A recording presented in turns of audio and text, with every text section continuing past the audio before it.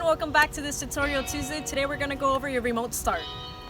So this is a feature that's only available in the new 19 X5s and X7s along with the 2023 series. However, it's not standard equipment, so you do have to add. So in order to activate our remote start, we first have to press down on our menu button right here.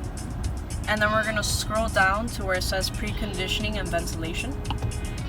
After that, we're going to scroll down to remote start. And then we're going to press down on our only option. And now we're going to go outside of the car and see how it works. Let's go. So now that we have our remote start activated within our system, on our key fob, we're going to make sure that we're pressing down on our BMW lock button.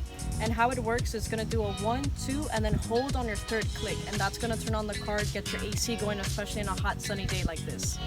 1, 2, hold.